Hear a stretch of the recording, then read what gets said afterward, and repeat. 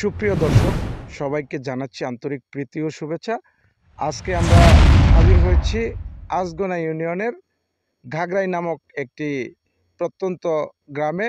এখানে আপনারা দেখতে পাচ্ছেন একটা সরকারি বনভূমির উপরে একটা অদৃশ্য মহল পেশি শক্তি ব্যবহার করে জায়গা জমিগুলো তারা জোরপূর্বক দখলের প্রচেষ্টায় আছে। এই মুহূর্তে আমরা আপনাদেরকে দেখানোর চেষ্টা করছি। আপনারা দেখতে পাচ্ছেন এখানে এই জায়গাগুলা আমরা এখানে আপনারা এই সাইডে দেখতে পাচ্ছেন একটি কলা বাগান রয়েছে, অনেক বড় অনেক বৃহৎ একটি কলা বাগান রয়েছে করে স্থানীয় যিনি চেয়ারম্যান রয়েছেন তিনি এবং তার লোকজন মিলে এই সরকারি জনভূমি তারা কোনভাবে কিভাবে তারা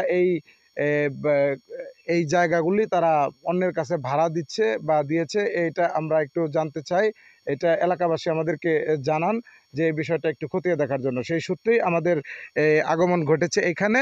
তো বিষয়টা হচ্ছে চেয়ারম্যান আসলে এতটা শক্তিশালী কিনা আমরা জানি না।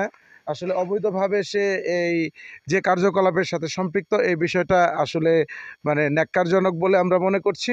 এটা সার্বিক মহল সমস্ত মানুষ আমাদের কাছে যেভাবে জানিয়েছে যে এই বিষয়টি আসলে অত্যন্ত দুঃখজনক একটি ঘটনা।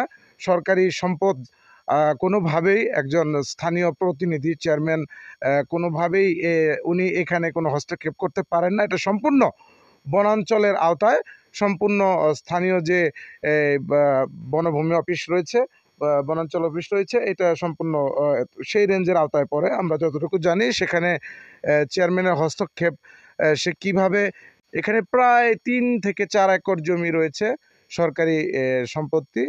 এখানে এই বিষয়টা নিষ্কাশনের জন্য সাধারণ জনগণ আমাদেরকে যেটুকু তথ্য দিয়েছে সেই তথ্যের ভিত্তিতে আমরা আজকের এই এপিসোডটা আপনাদের মাঝে তুলে ধরলাম।